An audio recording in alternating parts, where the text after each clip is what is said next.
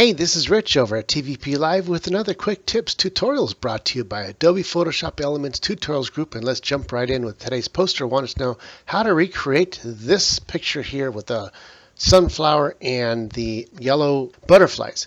And this picture is actually comprised of only like two different parts, maybe the third being the background. Let's go ahead and turn off the original and let's give us just the flower. And there we go, boom, just a flower. So we start with the sunflower. Any old sunflower will do. And basically what we want to do, let's go ahead and throw in the background. So I'm going to turn on the background. So we got a flower and a background. Those are the two layers that we're working with. Next we want to add the butterflies. And that's pretty much it. It's just three different layers. And then we can cut out the flower.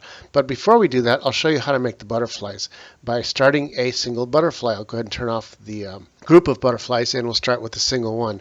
Basically, I'm going to zoom in a little bit. Once you got a single butterfly, if you hold the Alt button down and then the left mouse key, it makes a duplicate. So you see I just made a duplicate. I'm going to zoom back out and you literally can make as fast a duplicates as you like.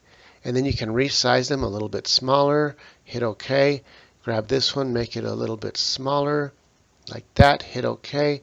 Let me bring the sunflower back up so we can start placing them. But I'll hit this little button on the bottom and I can start turning them sideways. And I'll put some of these little ones here pointing this way. So you see basically how simple it is to make these butterflies and to place them wherever you want. We'll keep this one big and put it up here. You just keep on making them until they start flowing exactly where you want it to go. Then you cut out the flower.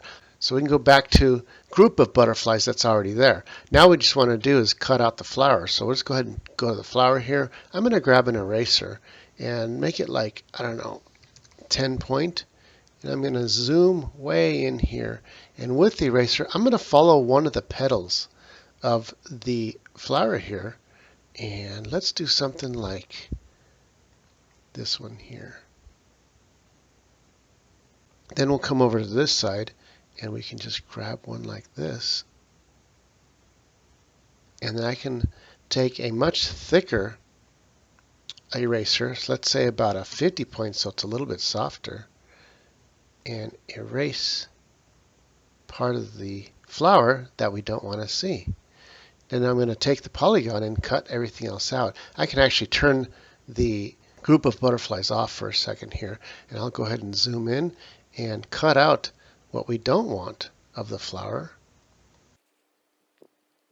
I'll go ahead and zoom out a little bit, turn the group of butterflies back on, and when I hit delete, boom, that portion of the flower is gone.